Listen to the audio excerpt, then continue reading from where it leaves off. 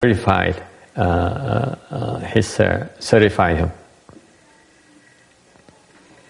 然后呢，他之后遇到这个邪魔罗，他教他以及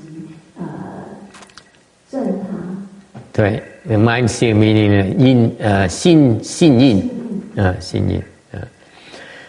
Rồi sau này ngài gặp được một cái ngài Gia Tỳ Ma La và chứng cho ngài là đã được đắc ngộ rồi.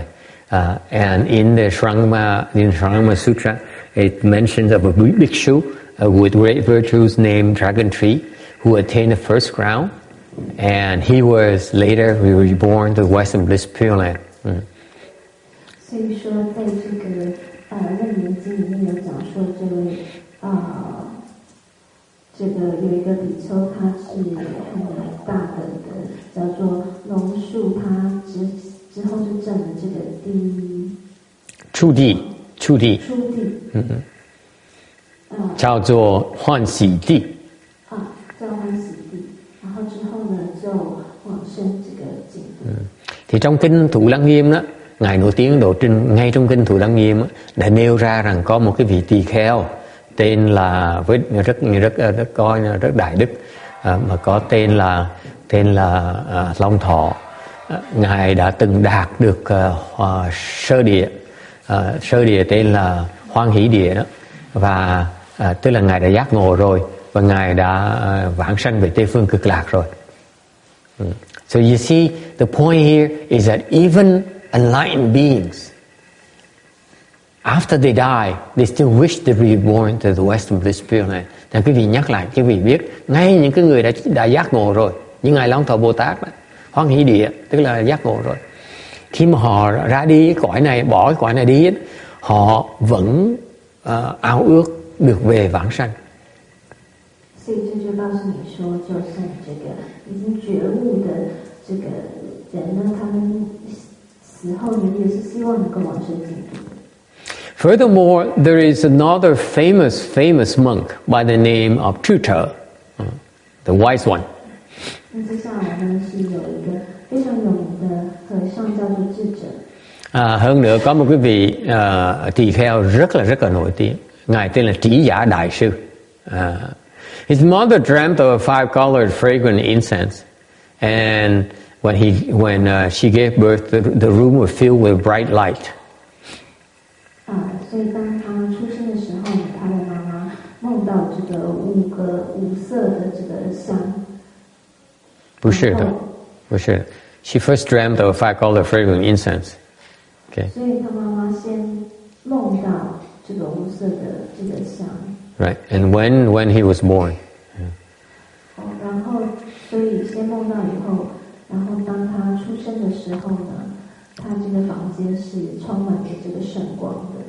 Thì mẹ của ngài Trí Giả này đó là ngài mà mẹ đó, bà cụ đó, bà mơ thấy một cái hương mà ngũ sắc, rồi khi mà ngài ra đời đó thì cái phòng đó, trong phòng của bà cụ đó thì có một ánh sáng rất là tuyệt vời, ánh sáng tuyệt vời. And at the age of 7, he was verbally taught the universal door once and could recite of memory. 所以在他7歲的時候呢，他就口傳他這個普門品，然後呢，他就可以背出來。背誦出來。對.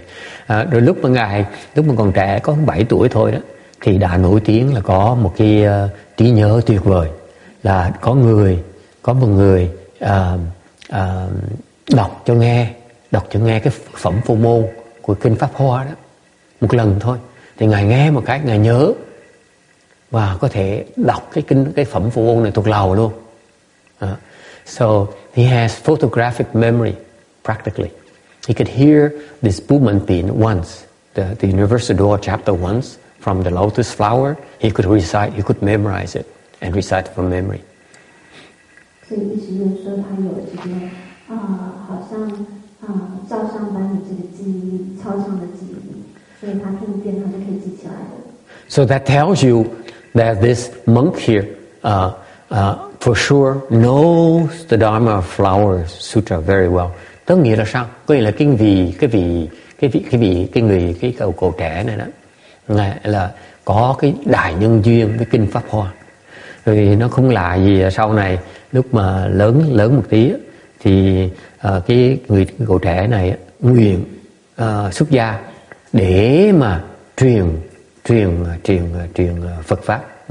So it's not surprising that he later, a little bit later in life, he vowed to leave the home life in order to propagate the Buddha Dharma.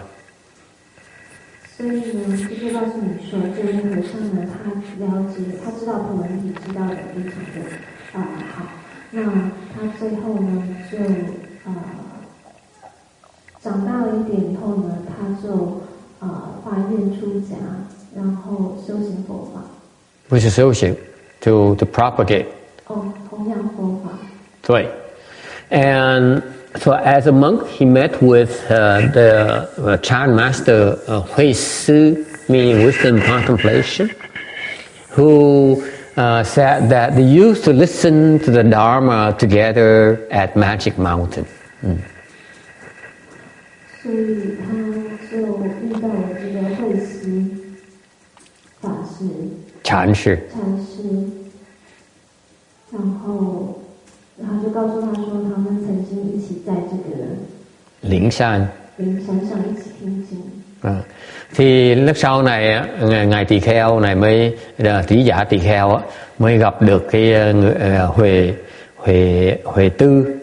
Huệ Tư thiền sư, và ngài thiền sư mới nói rằng là họ đã từng nghe pháp với nhau ở tại Linh Sơn, meaning that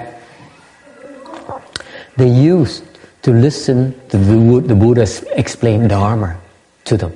Nói cách khác là họ một đời trước đó, họ đã từng tới nghe Đức Phật đích thân giảng pháp cho họ.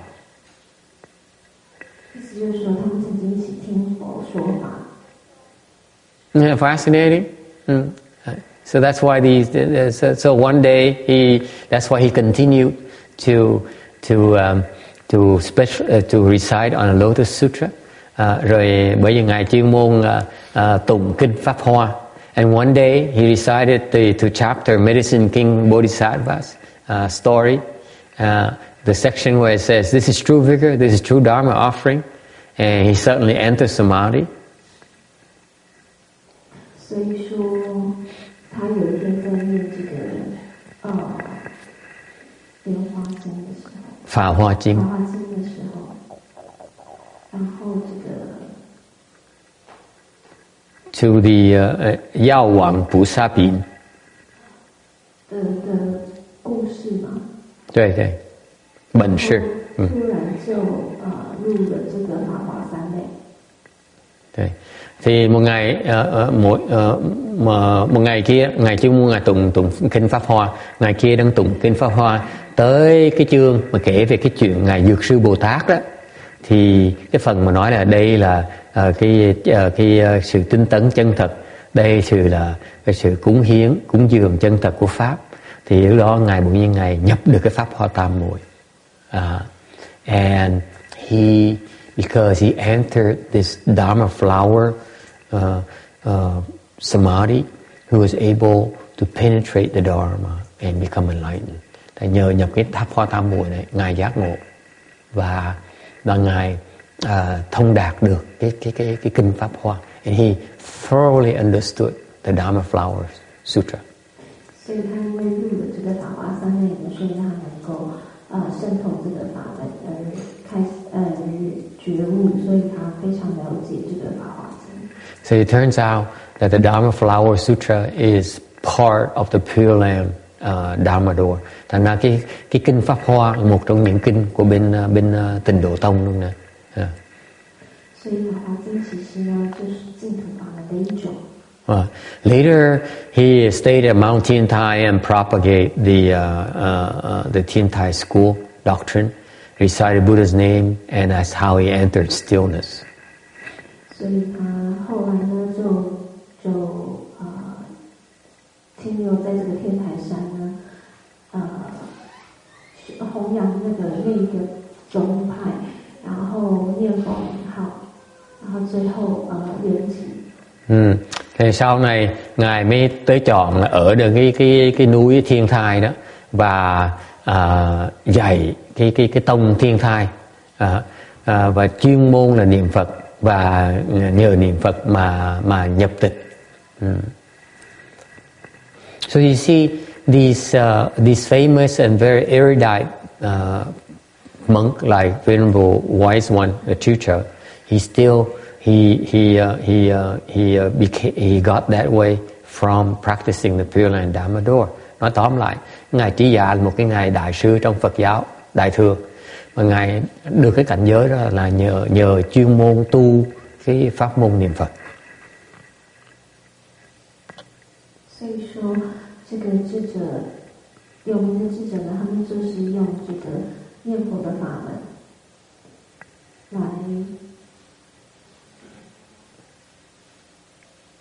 来修行嘛。来觉悟。Okay, 437, tấm 437. There's always there is another very very famous monk as well by the name of Dụng Miếng Trán Sâu. Dụng Miếng Sâu Trán Sư. Thì cũng có một cái vị người tu sĩ khác rất là nổi tiếng, tên là ngài Vĩnh Minh Thọ.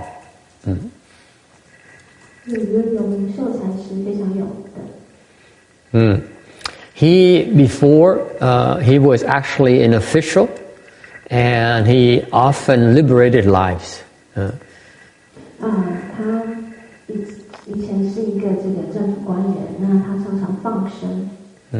Thì lúc trước ngài lúc còn làm người tại gia đó, là ngài là một vị quan mà rất thích phóng sanh.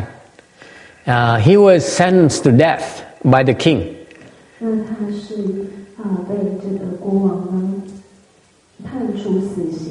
判xử là. Thì lúc đó ngài một cái kia ngài bị vua xử tử. Mình lúc mà sắp bị chém đầu tới nơi, bị chém tới nơi, thì hoàn toàn không sợ sệt gì hết. So when at the execution time, he showed no fear at all and actually said, "I've already saved limitless living beings. I have no regret. I must die." 所以他被处死之前呢，他就无惧的说：“我已经救助了非常多的众生了。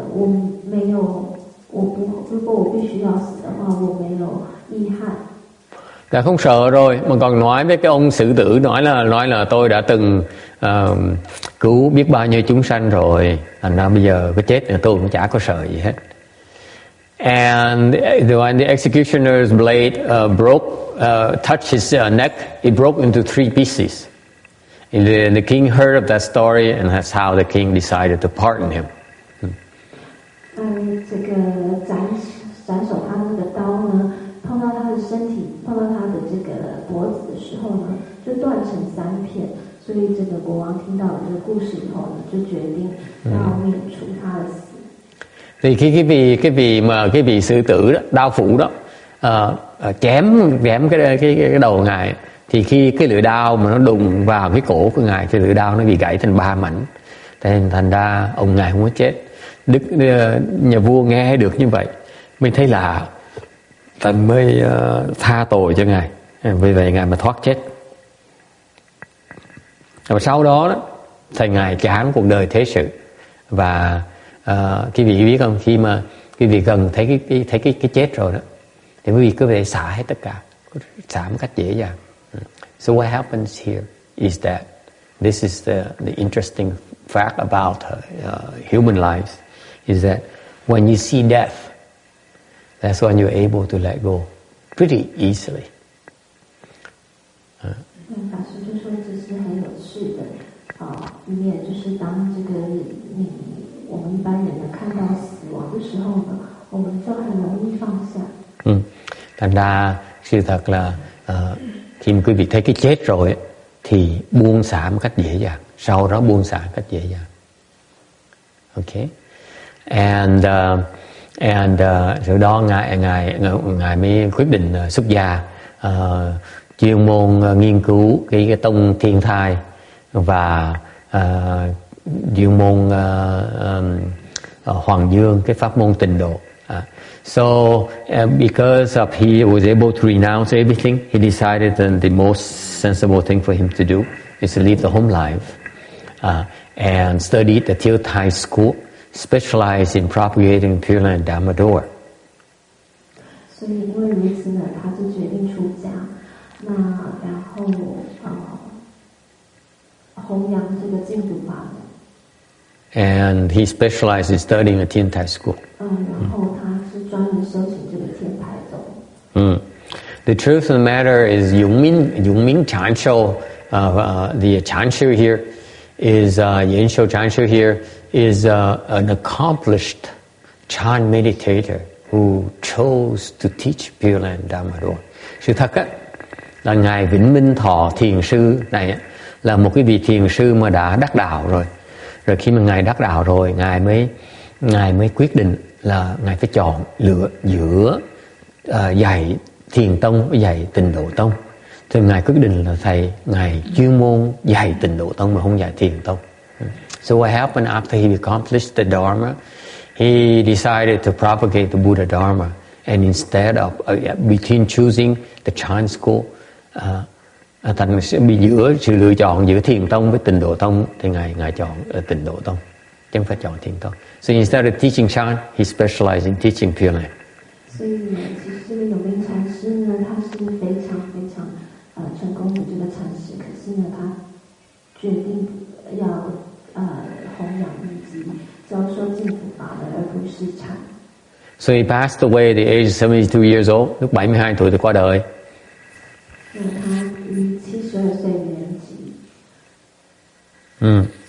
So there was a monk who was very ill, and this monk here dreamt of seeing King Yama bow to the image of a monk, of another monk.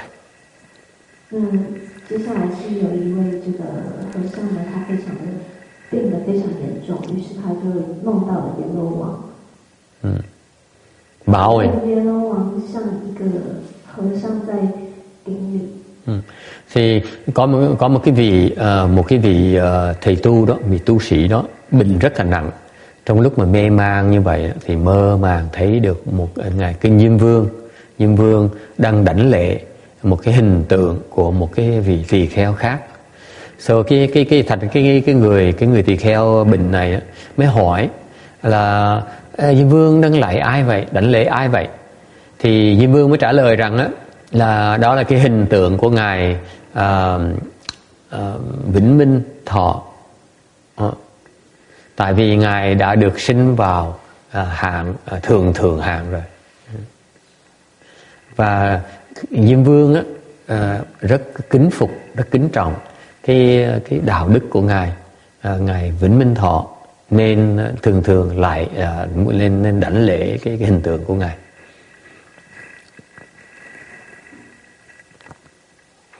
So when the ill monk asked who the Yama king was bowing to, he said he was an image of the Yongming Chanshou, Yongming Chanshi, and he because that monk was reborn to the Western Bliss Pure Land, to the superior grade, and King Yama venerated the monks, the master's great virtue. That's why he bowed to his image.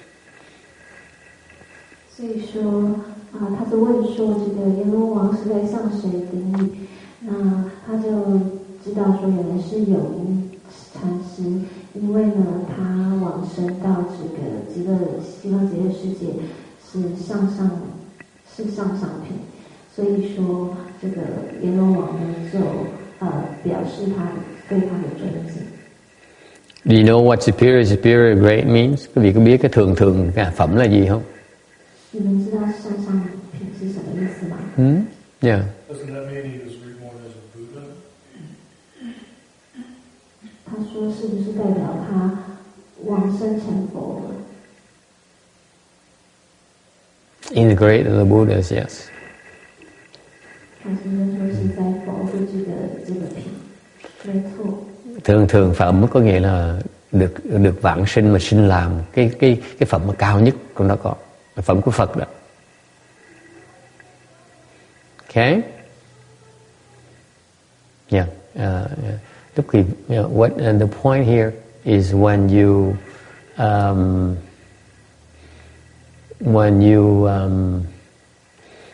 go for rebirth, the great matters a great deal. Cái này quý vị phải nhớ rằng vãng sanh là chuyện vãng sanh thôi. Cái người như hà căn như chúng ta mà chỉ cầu vãng sanh thôi. Còn mấy cái người thượng căn người ta cầu cái hạ vãng sanh và thượng cái phẩm cao họ mới vãng sanh.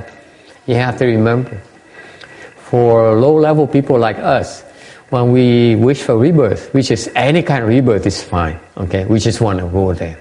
Whereas the superior cultivators, they usually are reborn into superior grades. That's the only way for them to obtain rebirth. Otherwise, it's not worth it for them. 所以法师就说，其实你要知道说，当你往生的时候，你的那个品的等级是非常重要的。那像我们呢，就是比较就是普通一般人就是只是想要往生，但是呢，这个比较有善根的人呢，他们就是想要能够往生。就是比較上品的等級。Any questions? Ai có thắc mắc gì không? Okay. 438, tấm 438. Speaking of grace, nói về cái phẩm. You should know about these grades of rebirth. Quý vị phải biết sơ sơ một tí về những cái phẩm của vãng sanh.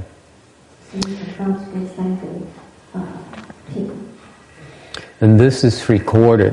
It is in the Infinite Life Sutra. Đây là được giảng trong cái kinh Vô Lượng Thọ.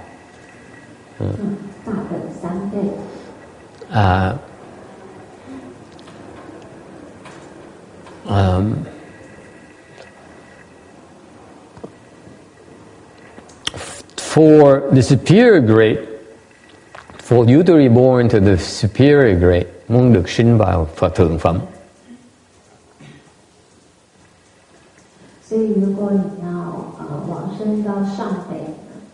You must resolve for Bodhi. Thứ nhất là phải phát tâm Bồ đề.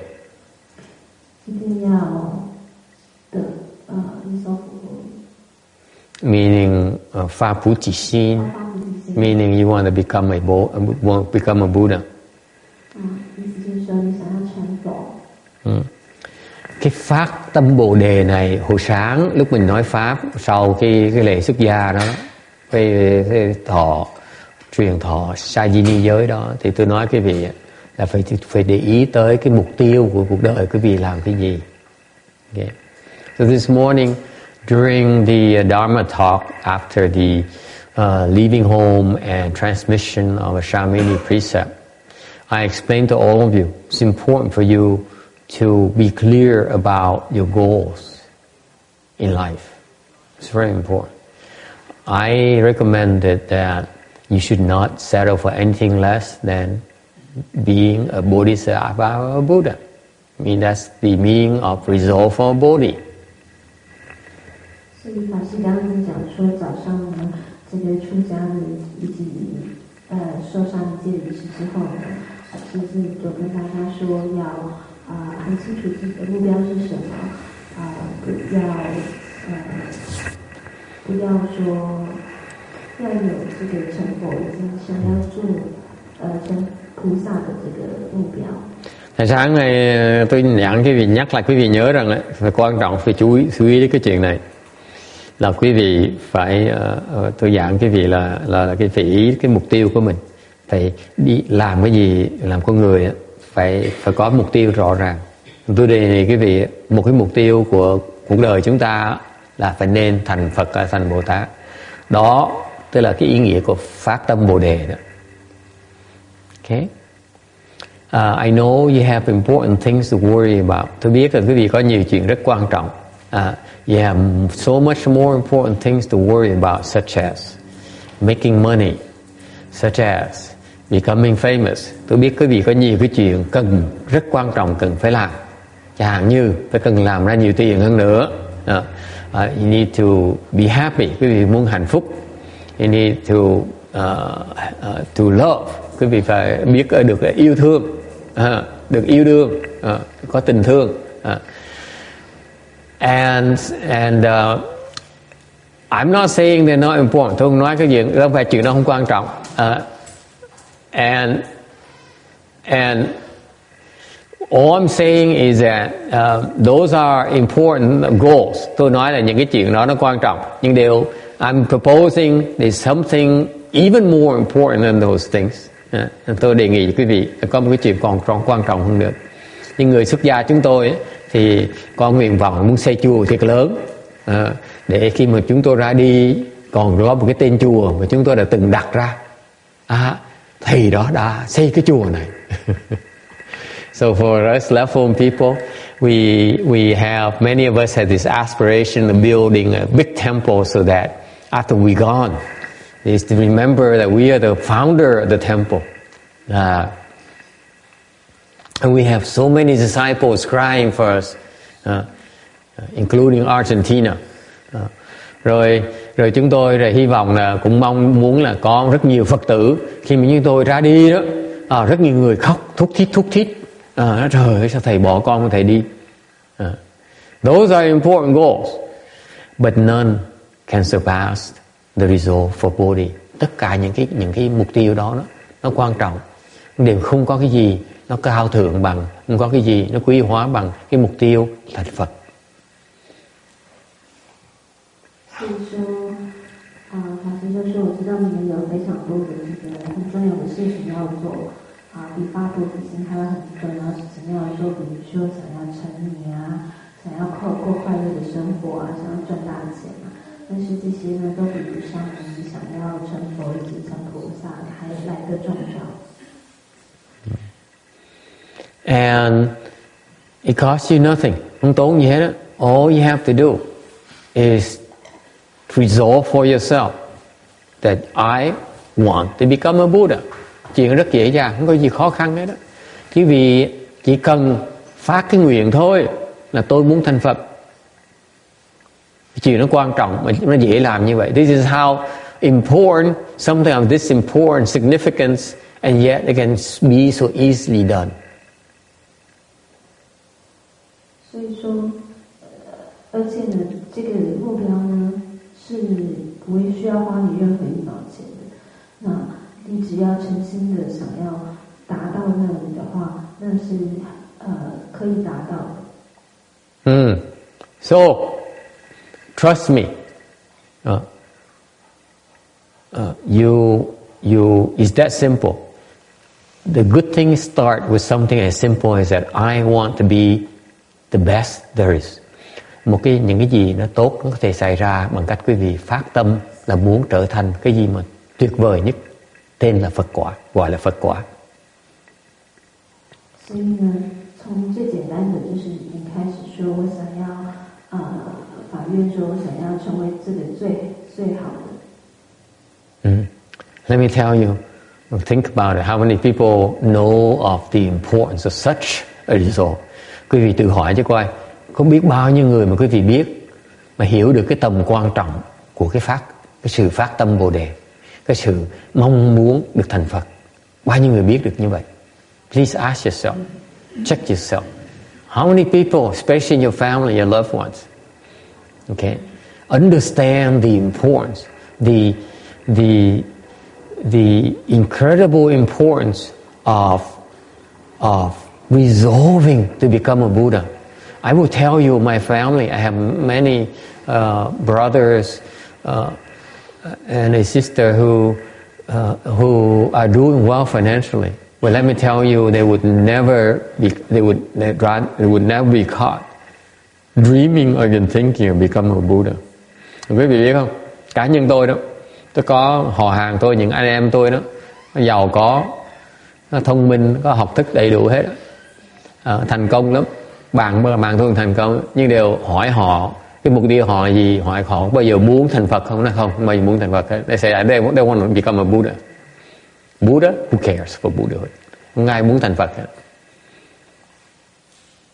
这样说其实非常重要啊，但是很多人呢，就好像你们的这个家人呢，完全就是不会在乎需要有这样子的目标。Would you believe that? Quý vị nghe có tin được không? I'm sure you have similar experiences. Tôi chắc chắn quý vị quen nhiều người như vậy luôn nè. Even famous stars, movie stars and performers, none of them believe in this. They say this is nonsense. Except for Richard Gere. Yeah, but Richard Gere.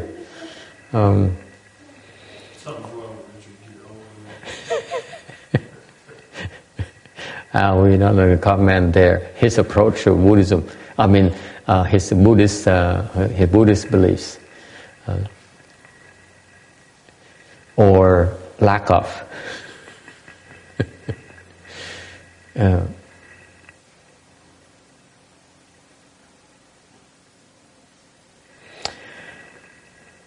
And how come they are unable to bring forth the resolve of Bodhi?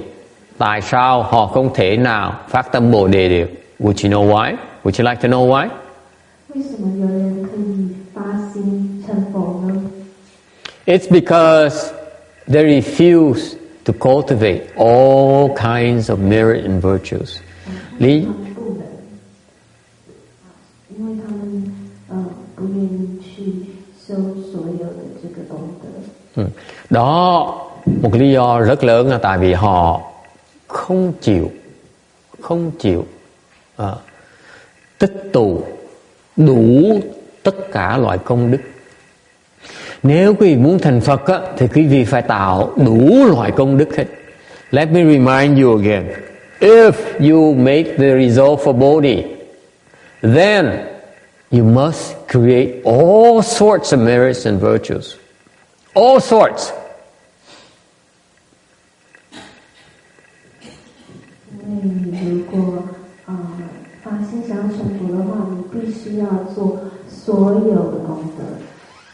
Thành ra tôi xin nhắc lại quý vị, nếu quý vị muốn thành Phật á, những người mà tin là mình muốn thành Phật á, thì cái chuyện tiếp theo quý vị phải cần tin mình, phải cần làm. Muốn thành Phật á, là quý vị phải tạo đủ tất cả loại công đức, đủ tất cả hết. You do not say I create this kind of merit and virtues, I will not create all the kinds of merit and virtues. Quý vị không thể nào nói tôi chỉ tạo những loại công đức này thôi, tôi không tạo những loại công đức khác.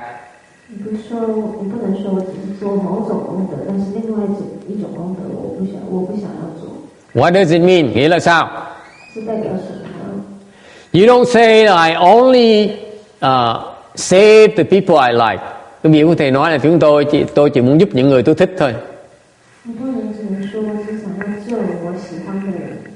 The evil ones I will not save. Những cái người mà ác á, tôi không cứu đâu. Then you're not cultivating all kinds of merit and virtue. Nếu như vậy quý vị không có đang tu tất cả những loại công đức.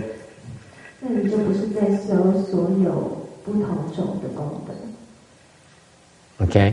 I do not do anything that's I only do things that's beneficial to me.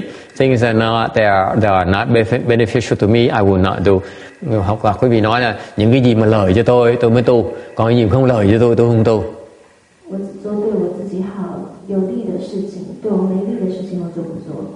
Okay. If you discriminate like that, then you're not cultivating all kinds of merit and virtues.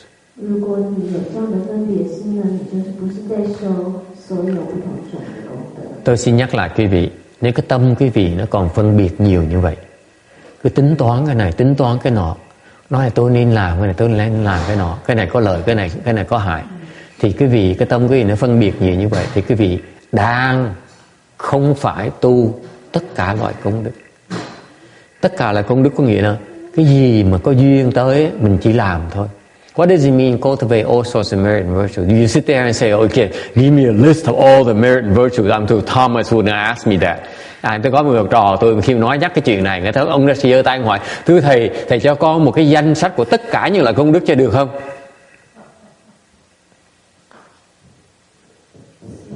要怎么做呢？你不能说哦，那你把它都列出来给我，所有的功课我必须要做的。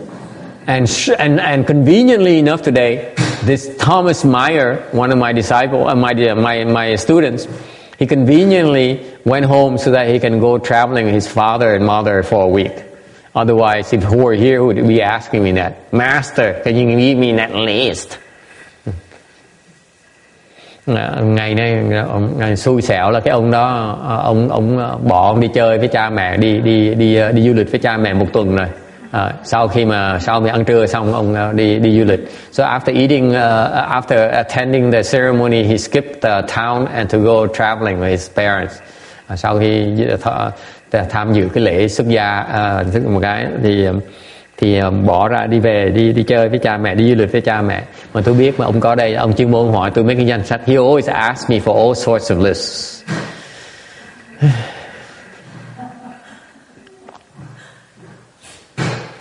Cứ mở miệng ra đòi xin thầy giảng hết cho con nghe. Please tell me everything you know, everything I need to know. Khi nào cũng mở miệng xin thầy dạy cho con tất cả thầy biết, cái gì mà con cần biết thầy dạy cho con hết đi, thầy đừng ngớ đợi nữa. Please tell me everything right now. So I'm sure he would ask me, what are all these merit and virtues? Can you at least tell me what kinds of merit and virtues I need to be cultivating now? Chắc chắn ông sẽ hỏi là thầy có dạy cho con biết tất cả những cái loại công đức con phải tạo ngay ngày hôm nay này, phải cần tạo cái gì chứ, cái loại gì nói con biết được không?法师说他有个学生一天到晚都会一直请问老师，给他很多答案，就是他所有就一直会说，那我到底需要知道什么？我到底需要知道什么？所以法师说他一定也会在这个时候问说，那请你告诉我，所有我必须要修的功德是什么？ I'm bringing it up because this morning he stopped me when I came to the office, and before I was preparing for my ceremony this morning, he gave me a letter detailing a list of things he wants to know what's happened to him after he leaves the home life. I'm bad mouthing him because I'm pissed off. Tôi nói xấu ông tại vì sáng nay tôi vào sứ soạn làm lễ, ông chặn tôi lại, ông đưa tôi cái thơ, ông nói là thầy tốn con nghĩ chuyện này quan trọng của con dễ sợ lắm. Đây là cái thơ mà nó nêu ra những cái câu hỏi của con, thắc mắc của con, mà khi mà con xuất gia con có thể đạt được cái chuyện này không? He gave me a list. He has two page letter. Cái thơ 2 trang, chữ chằng. It's all two dense pages. It's all black. 2 pages. Yes. And then he asked you the question in here. Huh? And then he asked you what He asked me to lecture. So anyway, ông hỏi gì? Ông hỏi là con có những cái thắc mắc này của con mà con muốn xuất gia thì thầy phải trả lời cho con, mà con mà trả lời chứ vừa ý con mới xuất gia được, không trả lời không vừa ý con không xuất gia. So basically he's telling me that he has this list of demands, and if his demands are met, then he'll leave the home life. His demands are not met, forget it, man.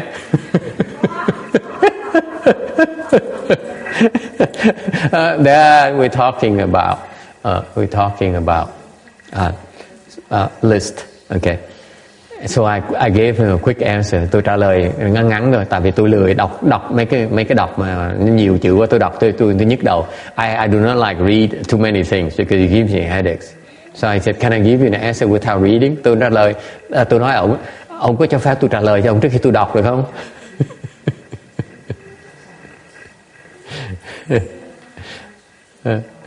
He said, yeah, you can answer me, but you should read it after you answer me. Nó quỷ quái. Ông nói là thầy trả lời cho con trước được, nhưng sau khi trả lời thầy cũng nên đọc nữa. Oh well, these people have such high demands. Mấy người này có nhiều đòi hỏi quá. To cultivate all merits and virtues means that tạo tất cả loại công đức có nghĩa rằng là hoàn toàn không biết bất cứ công đức nào mình cần tạo.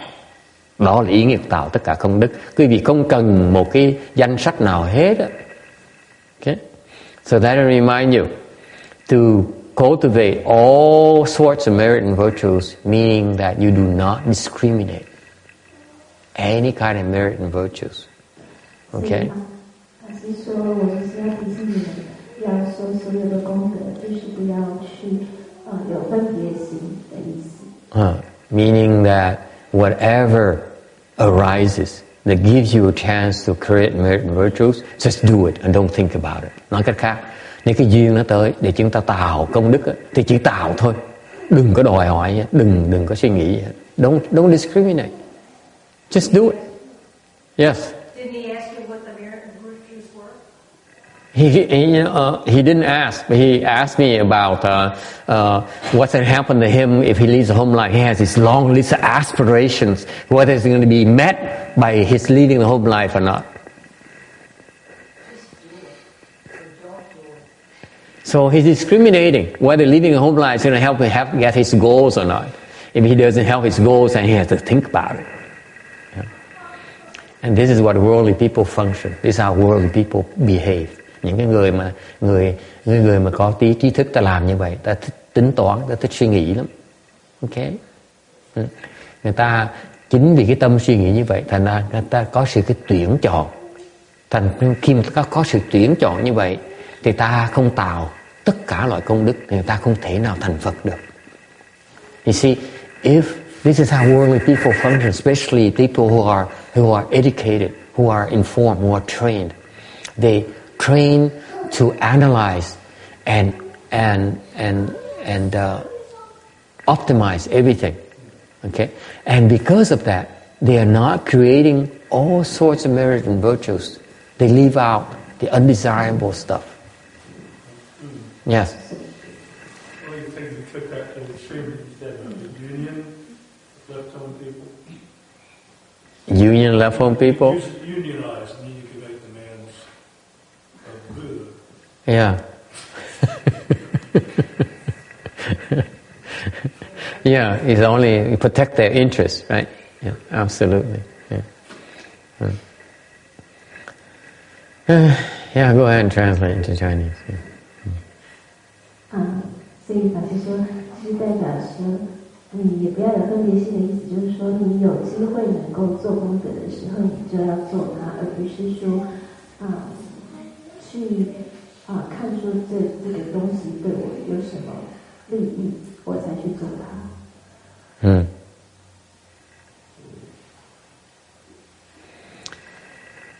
In fact, our Dharma of practice, thật ra cái pháp chúng tôi tu đó, okay, actually we specialize in cultivating the merit and virtues who are not beneficial to us. Thực thật tôi xin thú vật với quý vị đó, cái pháp chúng tôi tu là chúng tôi chuyên môn tạo những loại công đức mà nó không có lợi gì chúng tôi hết đó. Thì dường như tôi thích tạo những cái loại đó thôi. 但是事实上呢，尤其是我们修的这个功德呢，其实是特别针对自己没有利益的功德。Yeah. It's a kind of work that is so difficult that no one else wants to do. Những cái việc làm nó khó khăn, người khác có chê, ta không chịu làm thì mình làm. 是非常困难的工作，是没有人想要做的。That's our Dharma, pháp chúng tôi như vậy đó. Nó càng khó chừng nào chúng tôi càng thích làm chừng đấy. The more difficult the task, the more difficult the project, the more we like it. The more we like to do it. 它越困难呢，我们就越喜欢做。The more dangerous, the more likely we fail, then we like to do it. Những cái gì nguy hiểm, những cái gì mà có thể chúng tôi sẽ thất bại rất là lớn lao, chúng tôi càng thích làm. 当它越危险呢，越容易失败呢，就是我们越要做的时候。Okay? Because everyone else likes to do the rest. Tại vì những người khác thích làm những cái lợi cho họ thôi.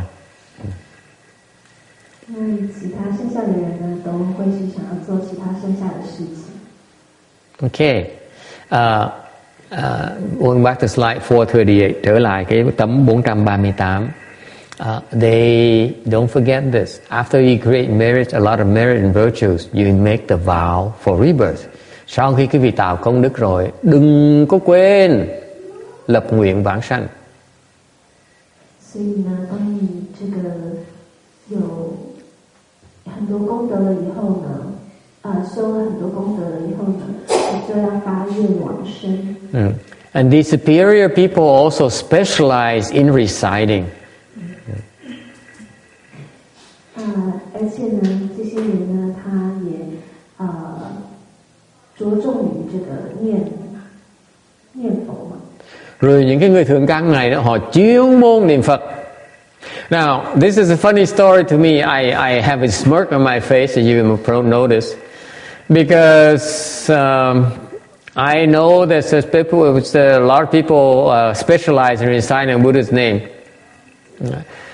Tôi kể tới phần này tôi hơi bị tủm tỉm cười, không thể nào không khó thoát tủm tỉm cười được, tại vì tôi biết rất nhiều người là chuyên môn niệm Phật ngày đêm. They specialize in reciting Buddha's name day and night. 法师说，我知道很多人呢都是专注于日夜的念佛。And if you and some of they're so blessed they're able to don't have to go to work. They recite the Buddha's name day and night. Họ rất có phước. Họ không cần đi làm. Họ ở nhà họ chỉ niệm Phật ở nhà ngày đêm thôi.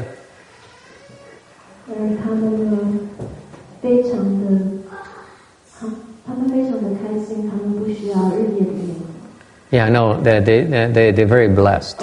They have a lot of blessings. They don't have to go to work, unlike the rest of us. Unlike you have to drive to work, I have to drive to the temple to work. So I can't recite all day and night. Ngay thầy này cũng đủ phước để mình niệm Phật ngày đêm nè. Cuối tuần thầy phải tới chùa, thầy đi làm việc. And so they recite the Buddha's name night and days, 7 days a week, 24 hours a day. Họ niệm Phật cả ngày, cả đêm, cả tuần, cả tháng, cả năm. Phước họ nhiều như vậy, không cần làm gì hết.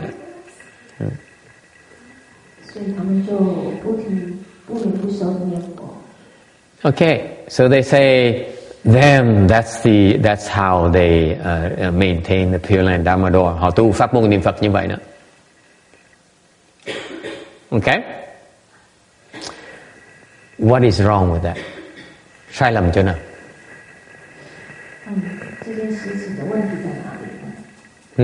Sai lầm chỗ nào? Please tell me. Yes, text. They don't do anything for anyone else. Không làm gì cho ích cho ai hết. They don't do anything for anything else. It is of no use to society. Okay? Absolutely. What good is it? You cultivate. They're cultivating for themselves. Cái này tu cho mình thôi. Không tu gì cho ai hết. They have no use to their spouse. They have no use to their children. Họ không lời gì cho vợ chồng của họ. Họ không lời gì con cái của họ hết. They have no use to society. Không có lời gì cho xã hội hết. They have no use to their country. Không có lời gì tổ quốc hết. Sống làm cái gì? Why bother living if you like that? I'm gonna ask you. Is that Buddhism? Phật giáo chỉ như vậy thôi hả?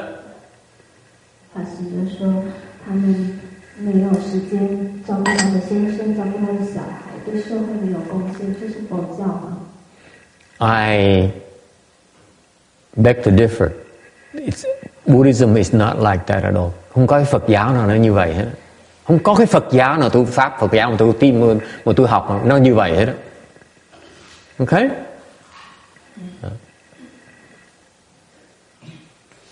What is lacking? Thiếu cái gì?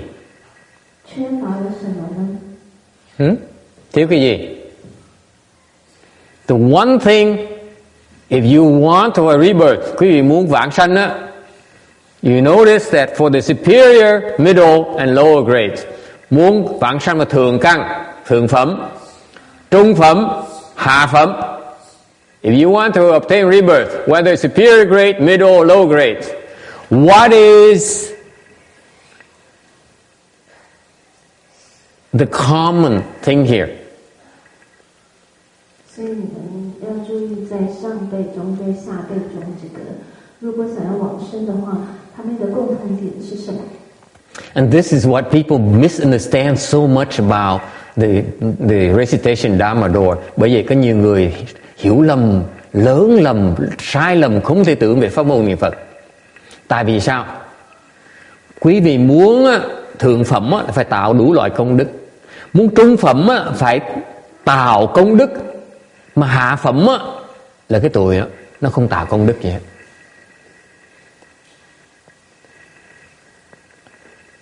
If you want to obtain, to reborn, be reborn in the superior grade, you need to create all sorts of merit and virtues. If you were born into the middle grade, that's because you do not know how to create great merit and virtues, meaning you still discriminate. Okay? Cái trung phẩm là tại vì cái tâm quý vị còn phân biệt, thành quý vị chưa tạo hết tất cả loại công đức được, đại công đức được. Okay? Còn cái người hạ phẩm là thấp nhất đó, là họ không nghĩ đến chuyện tạo công đức luôn. And the low grades are the ones who do not even bother creating merit and virtues. 所以说，上辈的就是你必须要修所有的功德，那中间是没有办法，表示他们还是有分别。那下辈呢，就是他们也是没有办法，就是修功德的办法都没有。So I ask all of you, tôi hỏi quý vị, okay? What grade you want to be reborn? Quý vị muốn sinh vào phẩm nào bây giờ? 所以我问你们大家，你们想要往生到哪？Upper. Thượng. No hesitation here, because you deserve it. Why should set your size so low? Okay, rebirth. That's because you have not enough blessings even to aspire for big things. You only want for small and middle things. I rest my case. Don't have enough blessings. Anh nói quý vị thấy không? Cái người mà không đủ phước người ta không hiểu cái sự quan trọng của tạo phước. Phải cần tạo phước. This is why I tell you in my Pureland Dharma door, the Pureland Dharma practice here, we create merit and virtues. We create all sorts of merit and virtues. Bởi cái pháp phình độ chúng ta tu ở chùa này là mình tạo đủ tất cả loại công đức.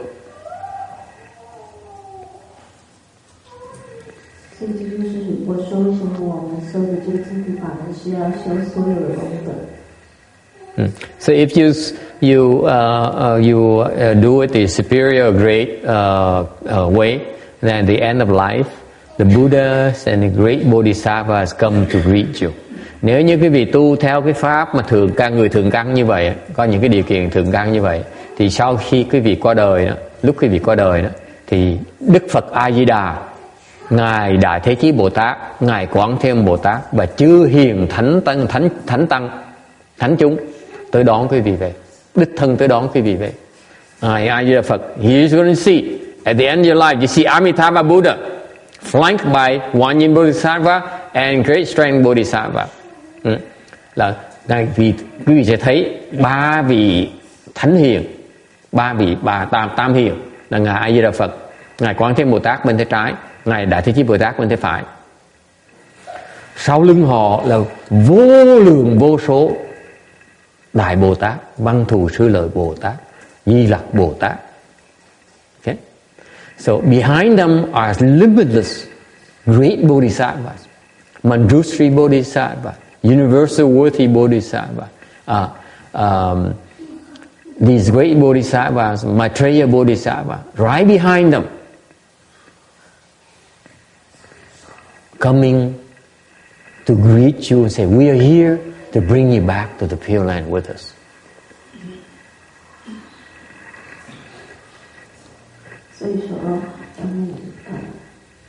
受如此的功德之后呢，在你最后的要走之前呢，你就会看到佛及菩萨呢来迎接你。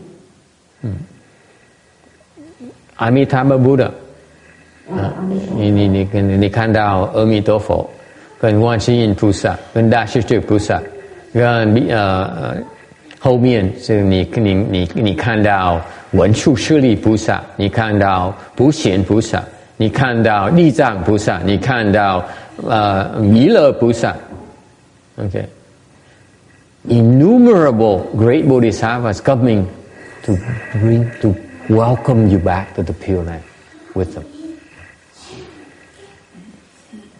That's how much they honor you. 所以众多的这个菩萨们呢，来迎接你，欢迎你到这个净土里面去。Quý biết không? Cái công đức quý vị lớn đến độ mà các vị Phật với các ngài Đại Bồ Tát phải tới đón quý vị về. Ta tôn trọng quý vị đến độ như vậy đó. That's how much they respect you. And you'll be born in lotus days. You obtain irreversibility. The flower unfolds, and you immediately have deep wisdom, tremendous wisdom. You have spiritual penetration. You have self-mastery. You dwell in the 7 gem palaces in the sky and draw near the Buddha. 所以你就会生于这个莲花台上面呢，然后不退转，然后有这个很深的智慧，然后以及神通。And 自在。然后自在呢，以及有大自在。有大自在呢，住在积宝宫。住在积宝宫。在天上。在天上的宫殿里面。然后呢，而且还可以靠近佛。Okay, so if you are superior grade, if you invest in a superior grace, if you work towards obtaining rebirth in superior grade, you'll be living in the sky. Your palace is in the skies. Đang kinh nói rõ ràng lắm. Nếu quý vị tu đàng hoàng, tu cho đúng pháp á, thì quý vị vãng sanh vào thượng phẩm á, thì quý vị ở trong cái lâu đài cung điện, ở trong không trung đó. 所以呢，你的这个宫殿是在空中的。Okay.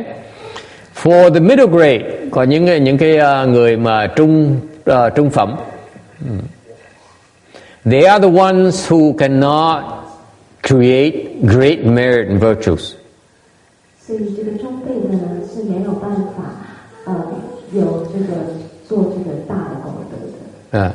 Những cái người trung phẩm á, người ta không có cái khả năng để tạo cái đại công đức. Tôi nhắc quý vị, tôi nhắc học trò của tôi á, là quý vị cố gắng mà tạo đại công đức vì vậy đó. This is why I teach my students that look for opportunities to create great merit and virtues. Don't sit there on your butt and do nothing. Okay? Look for opportunities to create merit and virtues. Tôi nhắc lại quý vị đi đâu phải mở mắt ra mà nhìn cái cơ hội nào để mà tạo đại công đức. 所以我才教我的这个学生们呢，要找机会能够修这个大的功德。做大功德。Yes. So, are you implying that middle grade people discriminate? Yeah, they discriminate. That's why they. Not only they discriminate, but they don't have enough blessings to be able to create great merit virtues. So the first step would be to stop discriminating. That's right. Whatever you can benefit someone else, just do it. Don't stop. I say, I've done enough. Don't tell yourself, I gave to the Salvation Army $1,000 this month, and now the food bank comes. That's enough. I've done enough charity work. You keep on giving. If the chance arises, you keep on giving and giving and giving. You don't say that's enough. You know, this I stop here because I reached my limit.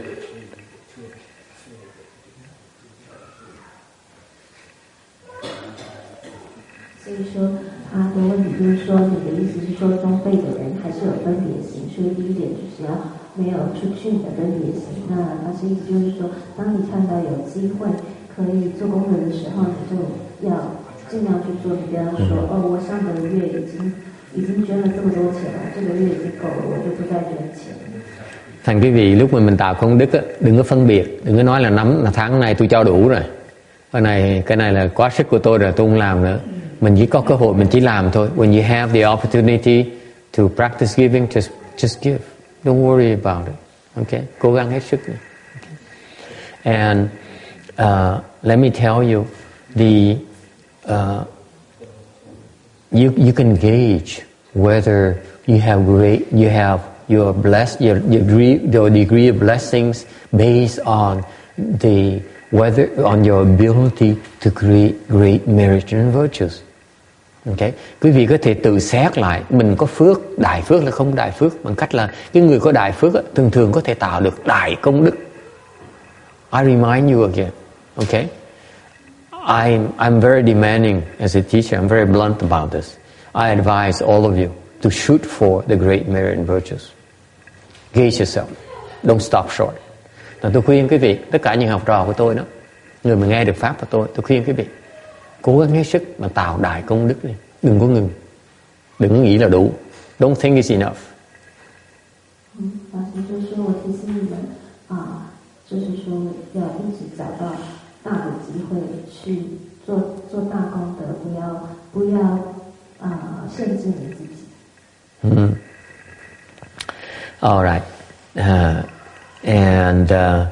And these middle grades, they cannot cultivate great merit virtues, but they resolve for body, and as a result, they will reborn in a lower wisdom. Thì những người trung phẩm này, vì họ không có thể tạo được đại công đức, quý vị thấy không? Cái đại công đức nó quan trọng dễ sợ lắm. Phải tạo công đức, mà đại công đức nữa, phải là công đức không, phải đại công đức. Vì họ tạo không được đại công đức, thành họ đã phát tâm Bồ đề, thành ra cuối cùng họ được vãng sanh, nhưng đều vẫn là cái phẩm nó thấp hơn, cái trung phẩm, và cái trí huệ họ thấp hơn. Translation. Okay.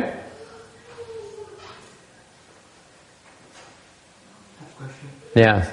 So, but at least first things first, we need to be able to go to Pureland before we think about the great, right? Question, good question. Câu hỏi rất là tốt. Mình phải lo từng bước. Mình phải lo vãng sanh trước, rồi xong mình mới tạo đại công đức. Okay. 所以他的问题是说，我们必须要先能够到达，知道我们能够到达净土了，才是去想我们能够是哪一个辈，对不对 What do you think? Quý vị nghĩ sao?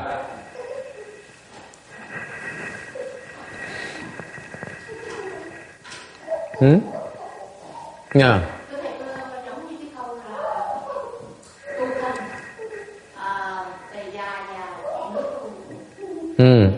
Có trình độ, có từng cái bước, đúng không? So it's like this Confucian model of you first rectify yourself, and then you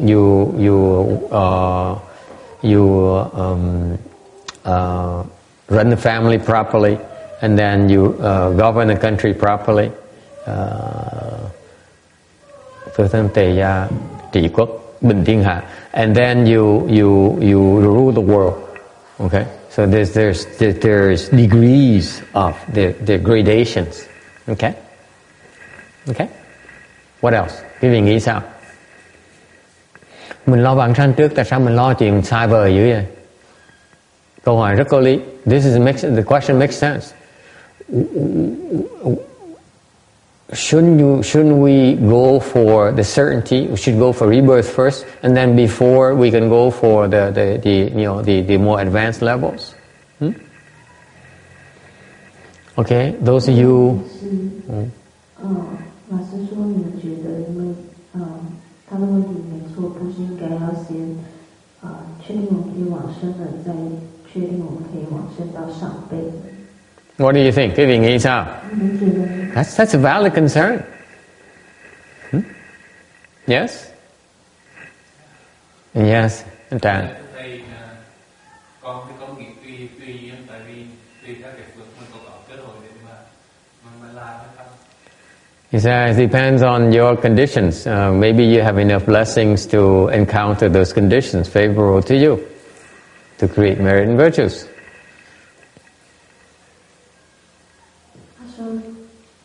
Sủy Yuan. Yes. I think you just go hell-bent for leather for the superior grade. You just go hell-bent for leather for the superior grade. Why? What if you don't make it? Well, That's the question is valid. What if you go for the big prize? What if you miss? Right? That's the meaning of the question, right? I mean, you're not reasonable. I'm not criticizing this question at all. I'm just answering it the way that I think Right. is right. Right. It's a good question. Right. I don't think like that. You don't think like that. Go for the work. But what if you miss the target? What good is it? Maybe get another chance next time. This guy is like a gambler. Ông này ông nói là ông không cần biết, ông muốn đạt được cái thượng phẩm, nói còn mà trật thì thôi lần sau làm lại. Tôi nói ông này thích đánh bài. Yes, Roberta. He's saying if you go to the highest, at least I think if you go to the highest and you don't make it to that, you at least get down to the next level. If you shoot high, if you shoot low, you don't have as much chance to get high. But if you shoot high and you can't go all that way, at least you'll go below it, not down to the bottom.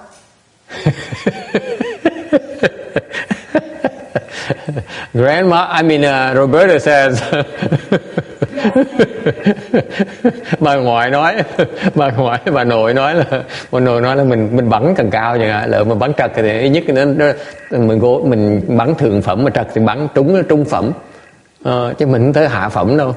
So Grandma is optimistic. Roberta is optimistic. She says if you shoot for the superior grade, if you miss, you hit the middle grade, you probably won't. You will not miss. Even go low to the low grade, right? That's right. 他们的意思是说，如果你朝着这个最高的目标前进的话，如果你没有到达，你至少会到达中间或下面。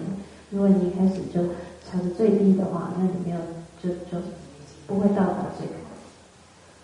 Okay. Any other question? Ai có thắc mắc gì nữa không? Ai có ý kiến gì khác nữa không? Yes, bác Thân Hương. This is a good question.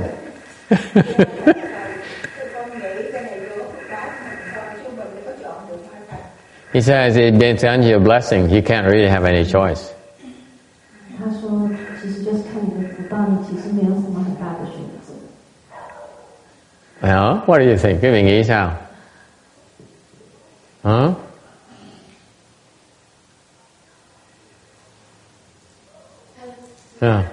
con nghĩ giống như cô nói là phước báo, nếu mà mình không tu không thì làm sao mà có phước báo?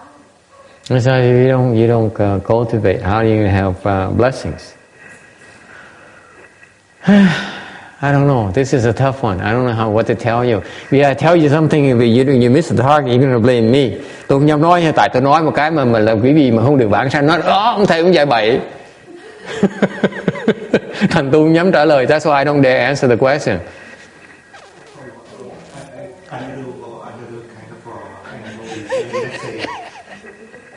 What is the difference of amount of blessing that you need to generate to get reborn versus the amount of blessing to create the high grade?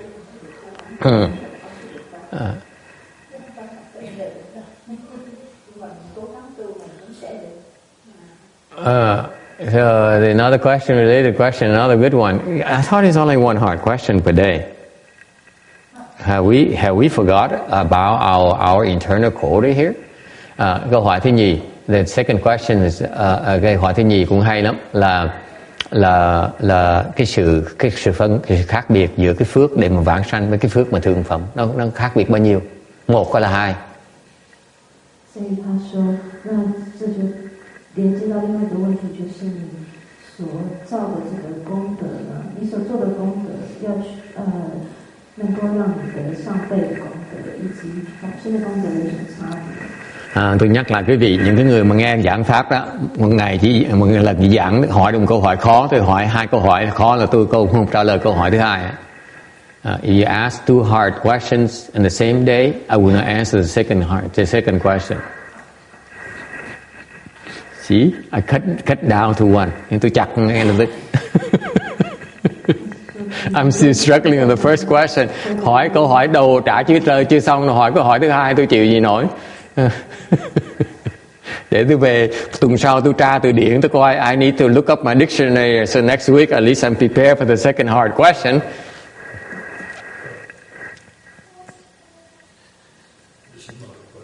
It's not a question. Better not be a hard question. Yes. Yes. Well, it seems to me that if you're just worried about getting a rebirth, then just get a plaque. But as far as creating merits, you create the most merit you possibly can and the highest merit you possibly can, if you're engaged in creating it. What's the point of settling for something lower? Say, well, I'm only going to commit these small types of merit.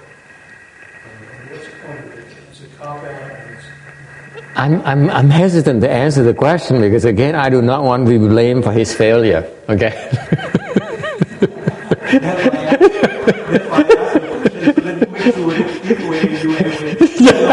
I know you can blame someone. This is why I'm not touching this. Tôi nói cái gì tôi nói cái gì tôi sợ, tôi không dám trả lời cái này, tôi lợm tôi trả lời mà ông không vãng sanh được, ông chửi tôi, ông nói ông thầy ông hại tôi. Tôi đâu có dạy vậy. Okay, so shall we submit this to someone else and a higher authority? Thành tôi đề nghị mình gửi hết tất cả những thầy khác để mình hỏi câu này đi. We should ask all the monks in the world.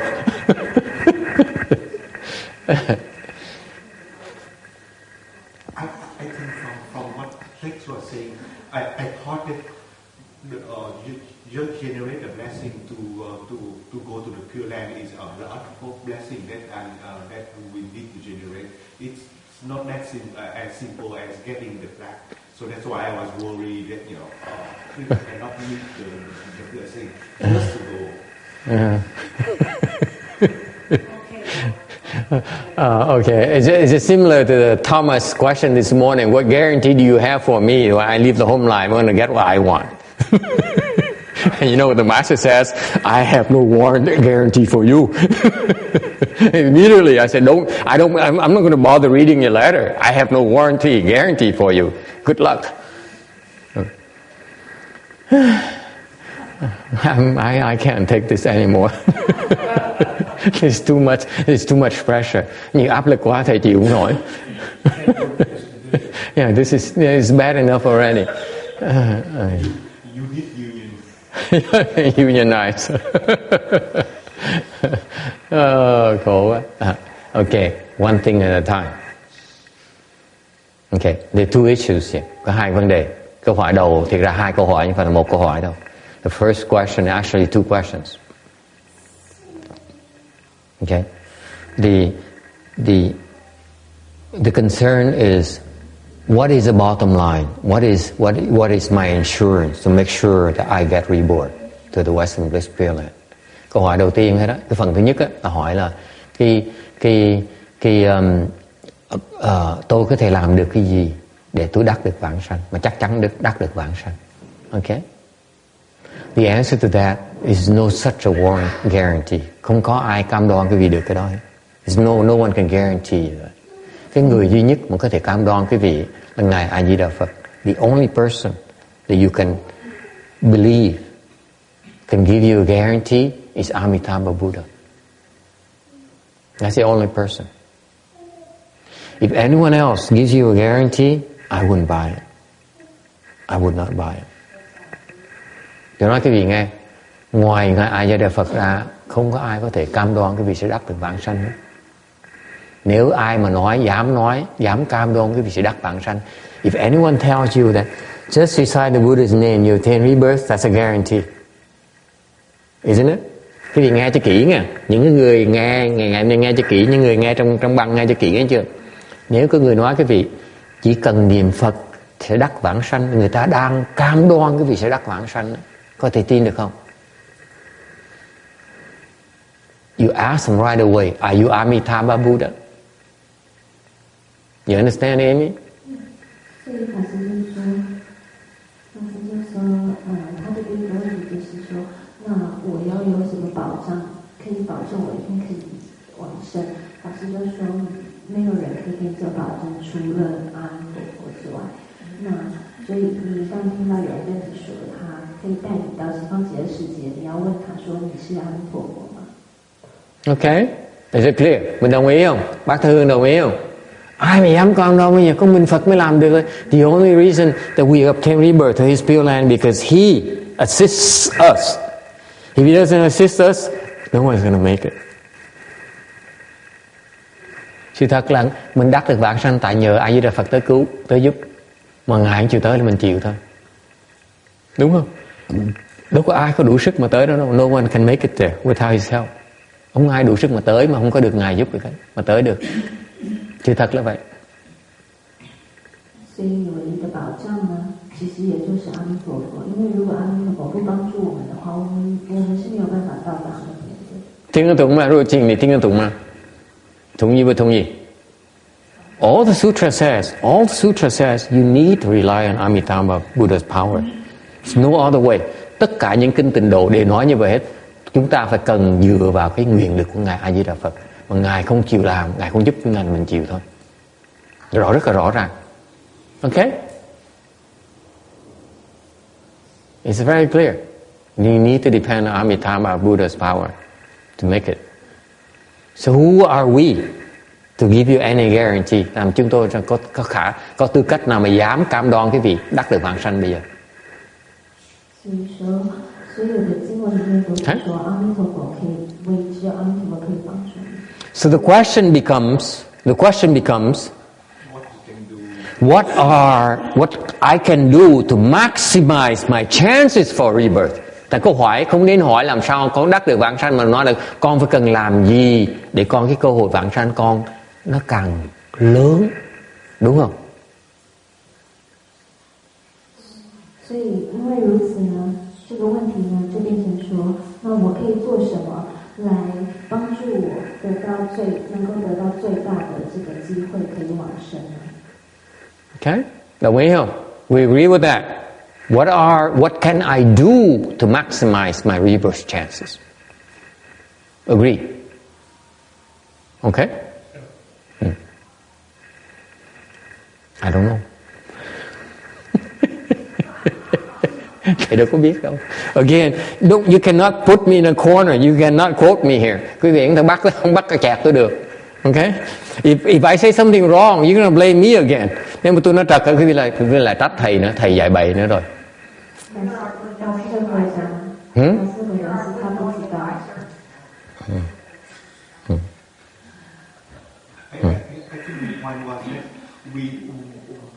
We need to gather as much blessing as we can. Absolutely. That's the answer. Do not stop. Do not stop. Right. Then, if you say that I've done enough, then you're in trouble.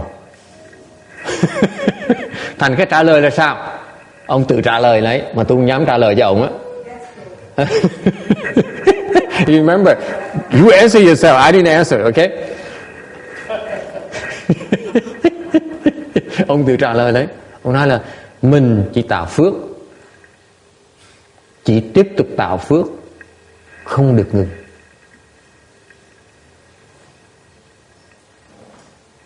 Let me qualify for you. Tôi giảng thêm như quý vị thấy. Okay. Cái câu nói mình tạo phước chưa rõ ràng lắm. Mình tạo tất cả loại phước. Small difference. That's going to make a break here. We create not, I modify his statement. I improve on his statement. I improve his answer. I say, the answer I create merit and virtues should be, I create all sorts of merit and virtues. Do not stop. 所以说，他的回答应该是说，我做功德呢，应该是要变成我做所有各种不同的功德，而且呢，我不停止做功德。So do you see where I'm going? I see you going, but I You don't buy it. because I have depend on my level. For example, there are blessings that I can generate. There are blessings that I cannot because at my level, at my conditions, I don't can see. So I just want to make sure that I need to create enough blessing to get the reward. Right. Okay. He's stuck at his model. Okay, he's stuck at the guarantee. He's not go. He can not go beyond the guarantee. I'm trying to tell him to let go of the guarantee. You see, and he's not getting it. Okay. Ông thầy cũng nói là mỗi người trình độ nó khác nhau, cái duyên nó khác nhau. Thành ông chỉ lo, ông rất quan tâm về chuyện vãng sanh, rất là khôn, ông muốn vãng sanh, muốn làm cái gì để được vãng sanh. Còn lúc vãng sanh rồi ông muốn làm gì cái trên đó là chuyện nó càng tốt. Còn cái quan trọng chứ ông muốn được cái vãng sanh. Thì tôi nói ông vẫn chưa hiểu cái ý tôi nói với ông này á, là ông vẫn kẹt vào cái chắc chắn. Cuộc đời này không có gì chắc chắn hết, ông vẫn chưa hiểu cái chuyện đó. Không có pháp tu nào mà chắc chắn hết. There's no guarantee in any Dharma door you practice. No, I can assure you of that. There's no guarantee that you will not fail. He's still looking for the guarantee. I can't give it to him. I can't promise him anything. Okay? Yes, Roberta? I'm going to ask this, and maybe everybody else knows, but I don't. What's a merit and what is a virtue? Give me an example of one merit and one virtue. Merit is that you go help in the kitchen. That's merit. Okay. Virtues is that someone says Roberta is a lazy person. She doesn't do anything for the temple. She said, yeah, you're right. That's virtue. Because you do good and you don't want anyone to know. That's virtue. It's all connected. Okay? Virtue is the inside. You don't want people to know. That's why it's virtue. If people say you're a bad person, it's okay too. You're not going to say anything. You don't justify. You don't explain yourself. It's okay. When you do virtues, you're a virtuous person and people badmouth you, even better. If you're a good person, people say you're an evil person, it's even better. It's perfectly okay. And you don't say anything. That's virtue. If you say you're a good person and you want people to know, that's not virtue. Or you're a good person and people say you're an evil person, you say, no, I'm really a good person. Then you're not virtuous at all. And you're a virtuous person, people say you're an evil person, you say, yes, you're right. I'm an evil person.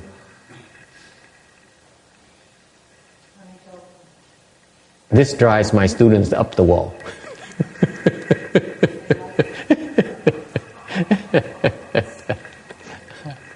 Okay. Go ahead, Jackson. 他的问题是说，他想要知道一个例子，就功德的例子。那老师说功就是说，你比如说你去道场的这个处方帮忙，这就是做功。那如果是德的话，意思就是说，当你做好事，你是一个好人，可是人家说你是一个坏人的时候，你就说对，我是坏人，就是你不会去解释你自己，因为德是这个自己内在的德行，是不需要解释给别人听的。So let me explain to you, and now that you talked about all I want to talk about, now it's safe for me to give you an answer. Sau khi quý vị bàn hết tất cả cái gì tôi muốn đem ra, thì bây giờ tôi phải cho quý vị cái câu trả lời của tôi. Because it's not me anymore. Bây giờ because this is your answer. Cái này tất cả là câu trả lời của quý vị. Okay, this is all your ideas. Okay. The answer to the question, câu hỏi là làm sao tôi cần làm cái gì để đắc được vãng sanh. Và sau khi vãng sanh rồi tôi mới lo cái chuyện thượng căn hay là trung căn hay là hạ căn. Okay. The original question is what do I need to do to make sure I attain rebirth? Then I worry about superior grade later. Okay. My answer is don't even worry about it. 所以他的一开始的问题就是说，我应该做什么可以让我得到这个往生在这个上辈的等级？法师的回答意思就是说，你连担心都不要担心。I just proved to you that in order for you to obtain rebirth, what did I tell you?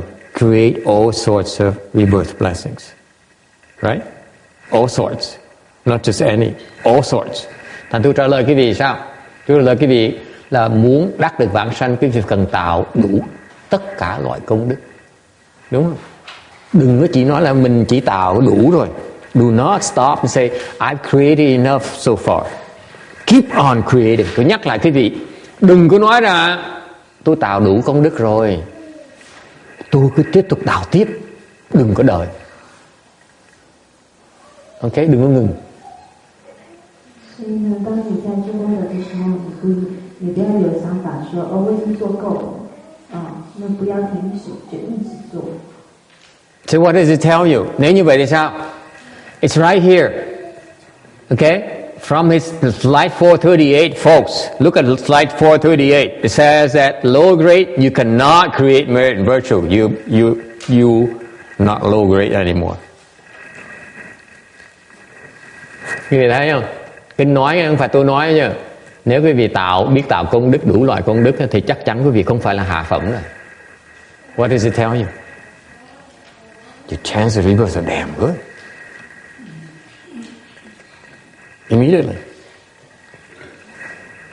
Thành ngay cái này tức quý vị thấy, nếu quý vị cái tâm quý vị là cứ tiếp tục không ngừng tạo cái phước vãng sanh, phước đức, công đức vãng sanh của mình đó, thì tự động quý vị sẽ sanh vào ý chính là trung hoặc là thượng, không thể nào là hạ được. Dễ sợ không? You guarantee yourself. I'm not guaranteeing you. Are you kidding? Quý vị tự bảo đảm lấy, đâu cần tôi bảo đảm quý vị đâu. Thấy không? Thấy thầy khéo dễ sợ không? You see how astute I am? You guarantee yourself. You don't need my guarantee.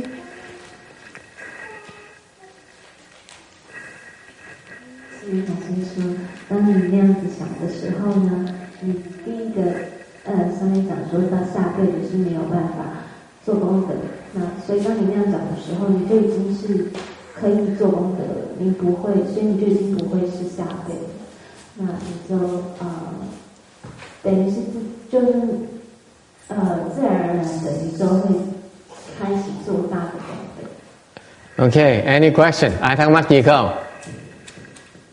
You see, folks, if you want to speak Dharma and you don't want to answer questions, this is how you do it. Nếu lúc mà quý vị mấy cô mà giảng pháp đó, mà không muốn trả lời người ta đó, đây là cái phương pháp tôi chỉ quý vị không trả lời người ta đó. Okay, when you run into hard questions like this, you don't want to answer these hard questions. That's how you do it. Quý vị thấy không? Cái nghề nó khổ lắm. Người ta hỏi những câu mình trả lời không được. Đấy, cái phương pháp mình không trả lời những câu là như vậy đó. Okay. Okay.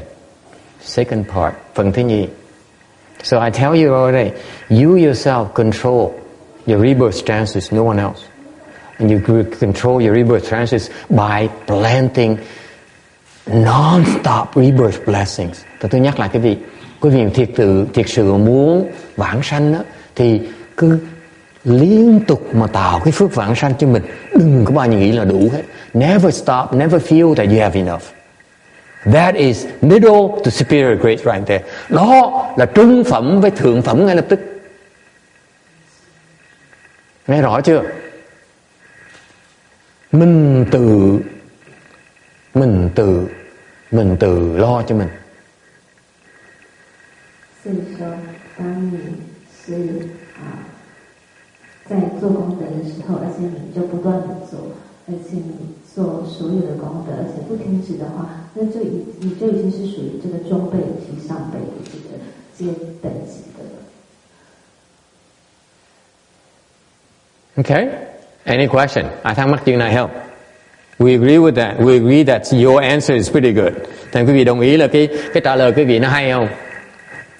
It's your answer, it's not my answer. For the record. Okay? So far so good. Okay. Now,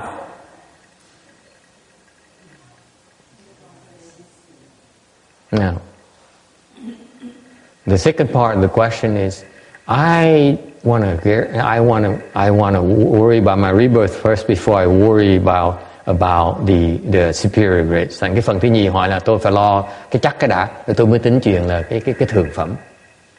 Okay, this is typical of intelligent people.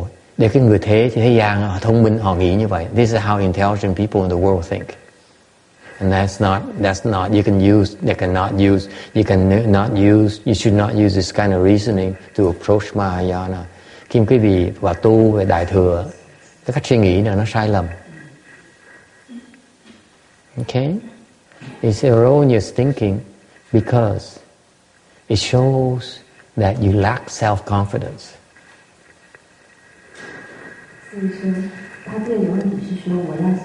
If you have no confidence in yourself, you will get exactly what you think of yourself.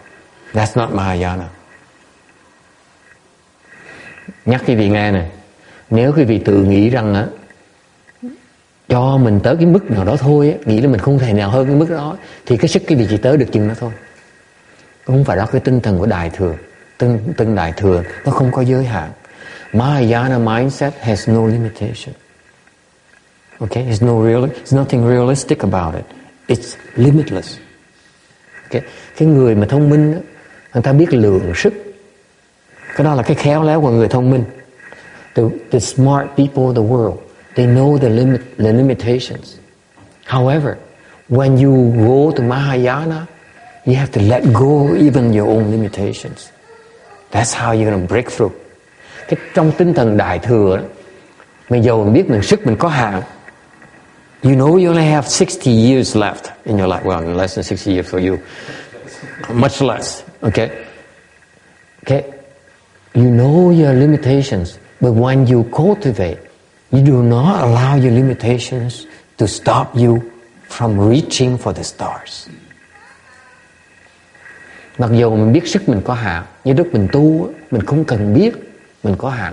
Mình chỉ cố gắng hết sức của mình để mà đạt tới cái cao nhất. Chứ đừng có lo cái hạn lượng của mình. Cái đó rất quan trọng, cái tinh thần tu hành trong Đại Thừa. This is critical to cultivation, the mindset you need to use in cultivating Mahayana. Do not shortchange yourself. Is it clear? I will not condone that. Tôi khuyên quý vị không được làm như vậy. 所以法师说，他第二个问题就是在担心说，如果他有往生都没有要往生了，还去担心他是哪一辈的嘛？那法师说，这个就是表示出他这个对自信心不够。那法师说，在修这个大乘佛教在修行的时候呢，就是要有这个自信，你不要去限制自己。Okay. Any questions? Ai thắc mắc gì không?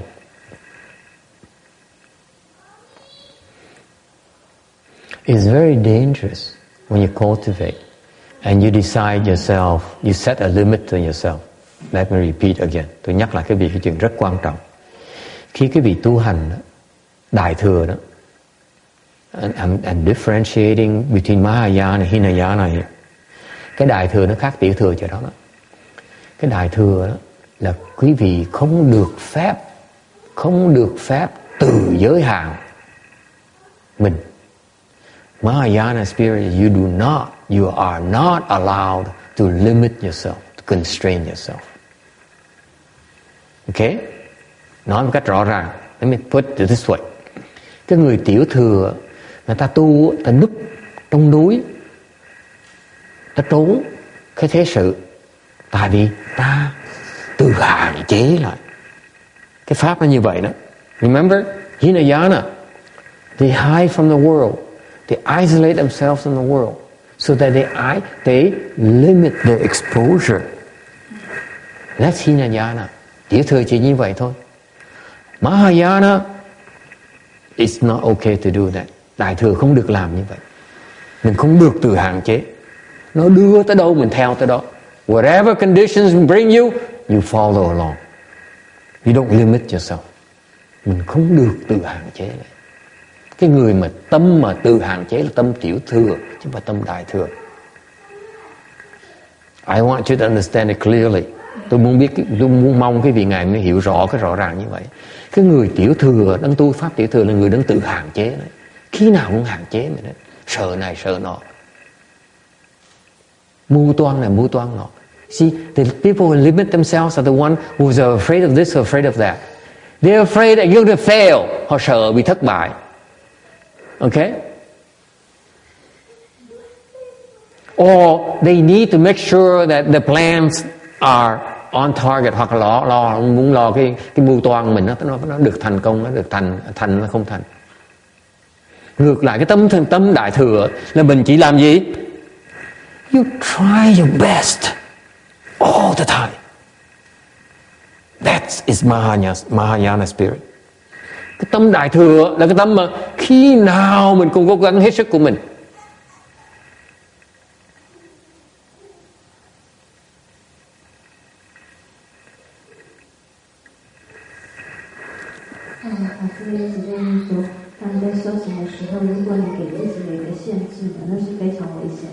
大圣佛教的精神呢，就是让你无时无刻的都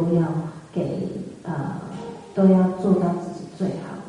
那不是说你要担心说你会不会失败，或者是说你会不会得到你想要的，但是都是在给自己有一个限制。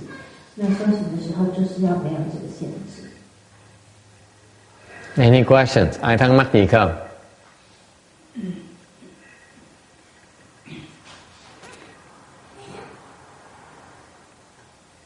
All right. Let me finish this slide here and we can close for the day. I apologize for getting a late start on the lecture today. I don't mean to be disrespectful. We ran over time this morning because many people asked questions and many of them were first timers, and so they wanted to know certain things that they couldn't ask questions before. So I took the opportunity to explain things to them because I'm not sure we're going to see them again. So this is my only chance. So I apologize to you for being late. I'm running behind schedule.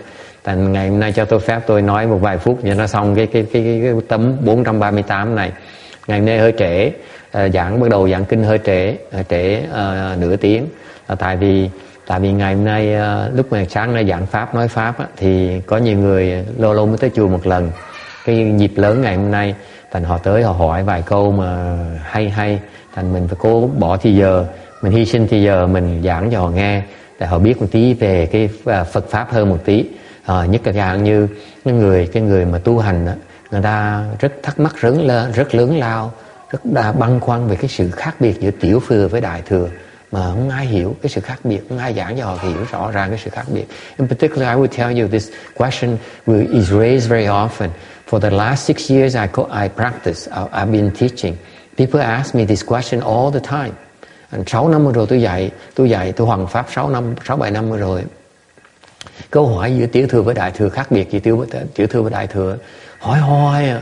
So many people ask me this question. What's the difference between Mahayana and Hinayana?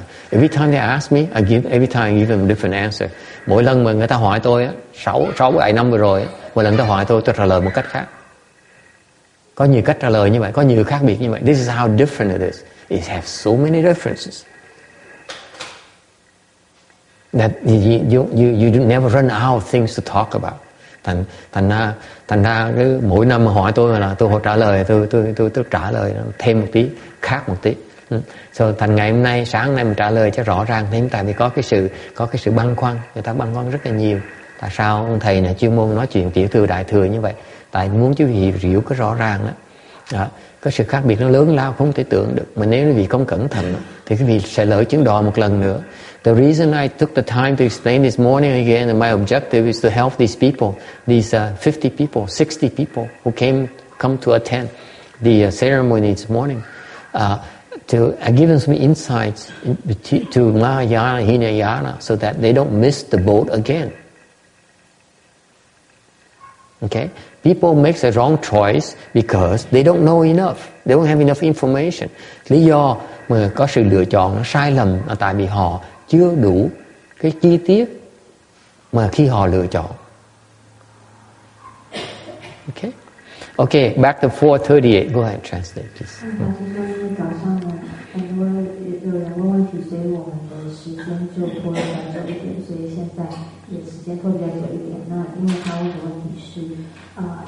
大乘佛教跟小乘佛教的差别。那每一次呢，法师的回答呢，他发现说都有所不同，因为他们真的有非常多不同的差别。那因为那些人是新来的，所以法师决定用这个时间解释给他们听，让他们知道，是希望他们下一次能够了解这个差别，不要再选择错的道路。Finally, for lower grades, cuối cùng, người hạ phẩm á, there are the people who do not create merit and virtues at all. Những cái người hạ phẩm là những người mà không tạo được cái công đức gì cả. In particular, these are the externalists, những cái người ngoại đạo đó. Ở trong nhóm này, họ cũng vãng sinh được. Even those who do not believe in Buddhism, they can obtain rebirth. So that means they cannot create merit virtues. This refers to them actually. Cái phần nói là không thể tạo công đức á, có nghĩa là những người bên ngoài đạo họ không tin họ cần tạo công đức bên Phật giáo. These are the people who do not believe in creating merit virtues with us, with Mahayana. They still can obtain rebirth. Vẫn có thể tạo, vẫn có thể được vãng sanh như thường. Okay? 所以说，第三个是下辈，就是这些人他们是没有办法做功德的，他们或者是发菩提心，那他们就是懂得念佛这样。Or there's some who believe, and though they must resolve on the body, decide up to 10 recitation, and the balance is on the ground. Hoặc là những người coi như họ tin được, nhưng để họ không tạo công đức, nhưng để họ phát tâm bồ đề.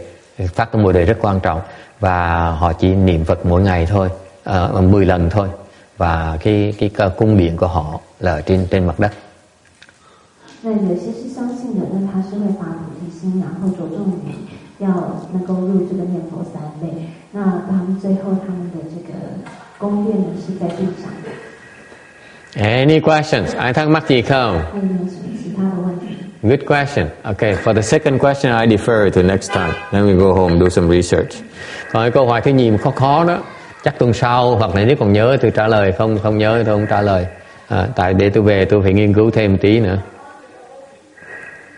Okay, I need to go home and do some research.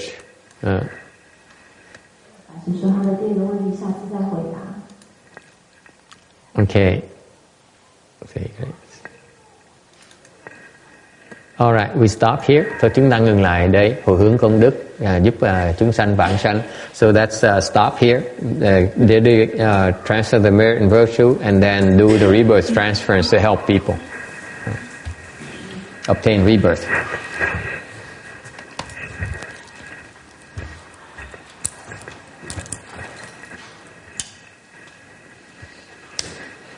Bật đèn lên ha. Let's turn on the lights, please, because we need to do the rebirth.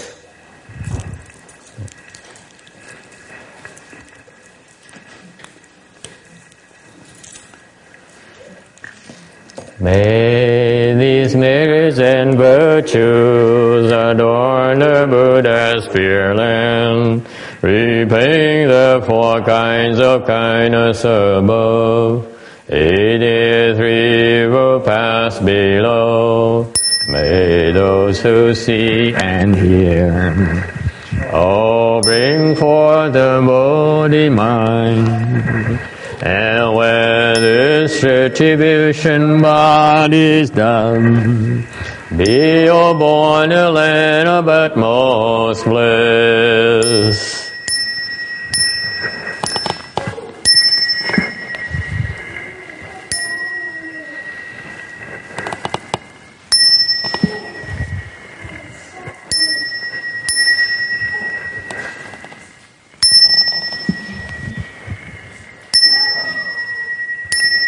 Page 38, mở trang 38.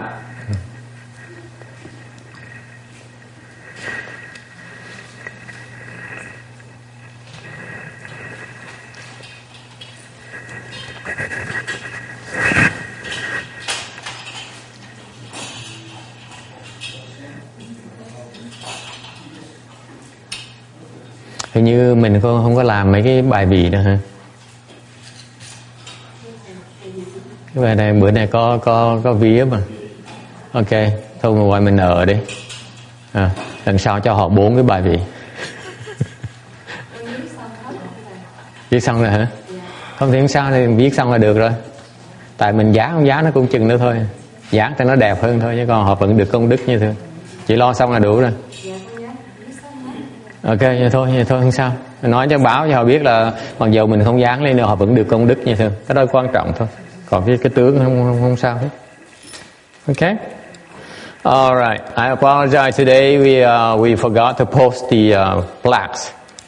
You still get the merit and virtue.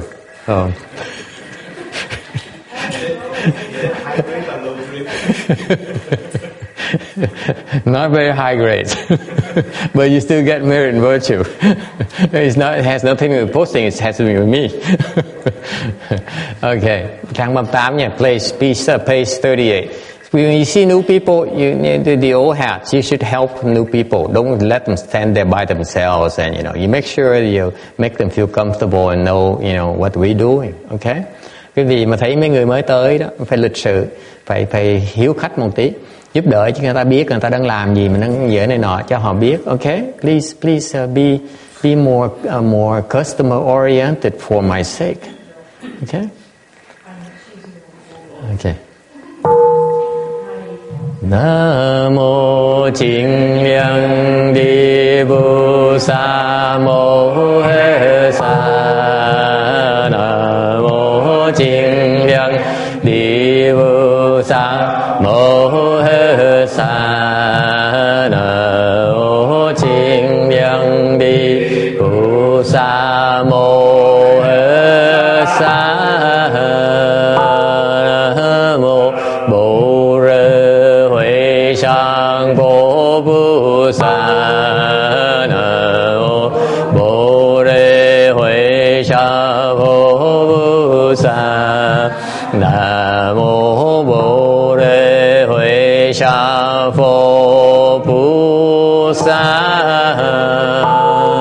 Bồ Rê Bồ Lô Mi Đô Sinh Thiên Quan Hư Đại Bồ Sa Sinh Chân Bồ Rê Bồ Lô Mi Đô Sư Cháo Chiêu Yun Chế Cung Thu Y Chế Cụ Sơ Lý Sư Sơ Bố Y Cung Cung Bố Y Sơ Sơ Chi Sư Cung Cung Chi Sư Sơ Cháo Giang Sinh Sư Y Bố Rù Sư Sơ Lý Sư Sư Châu Ba Cung Gia Bố Sẵn Bố Miên Bố Gậu Bố Chính Bố Trần Bố Chiến Sư Cụ Cung Trung Vũ Sơ Bố Cháo Giang Sinh Sư Bố Yên Ở Bi Sơ Sân Y Bố Sơ Sân Xiang Vây Chủ Phá Ú Yên Chế Nai Chư Bố Y Sư Chế Bố Minh Y Bố Minh Chế Nai Chư Bố Lao Sư Y Bố Lao Sư Chế Bố Câu Chế Miê Đạo Chư Y Vũ Tờ Y Vũ Thoa Tờ Cung Cô Tỳ Sa Tô Y Bồ Rê Bồ Lô Mi Đô Gu Xin Gu Hoa Ai U Hoa Ai U Yêu Cung Bố Duyên Ly Điện Đạo Mừng Chẳng Chiếu Chính Niết Bàn San Chư Chủ Phổ Y Bồ Rê Bồ Lô Mi Đô Gu Tơ Niêu Đô Lô San Miêu San Bồ Tỳ Gu Chư Bồ Rê Bồ Lô Mi Đô Sư Ta Sân Châu Sư Ta Miệng Châu Sư U Sản Châu Sư U Tân Thần Châu Nân Châu Y Chế Cô Trân Sư Bồ Sư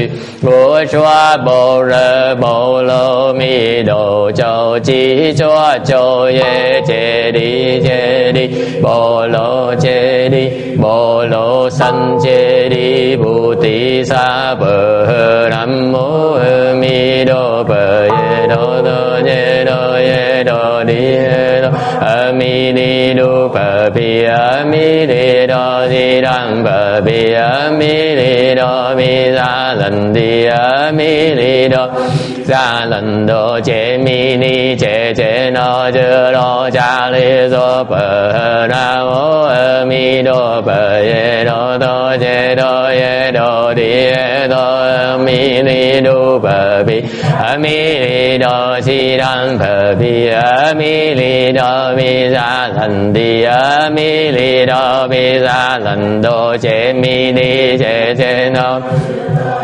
Ni Đô Bờ Nam Mô A Mi Đô Bờ Ye Đô Đô Chế Đô Ye Đô Đi Ye Đô A Mi Đi Đô Bờ Bi A Mi Đi Đô Di Đăng Bờ Bi A Mi Đi Đô Mi Ra Lần Đi A Mi Đi Đô Mi Ra Lần Đô Chế Mi Ni Chế Chế Nô Chư Đô Sa Li Đô Bờ Nam Mô Sa Hoa Năn Đô Ye Đô Hoa Lô Chư Đi An Sa Bồ La Sa Bồ La Hồ Nam Mô Sa Hoa Năn Đô Ye Đô Hoa Lô Chư Đi An Sa Bồ La Hồ Nam Mô Sa Hoa Năn Đô Ye Đô Hoa Lô Chư Đi An Sa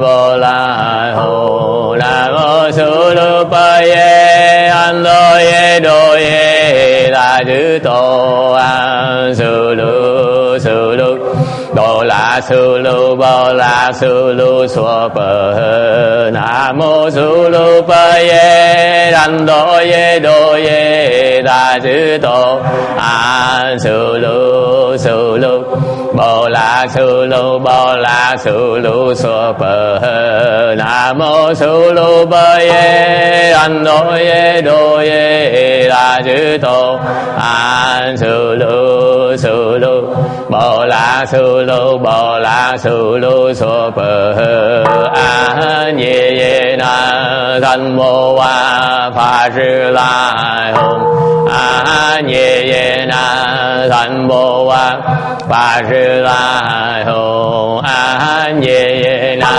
Thân Mô Hoa Phá Sư Lai Hùng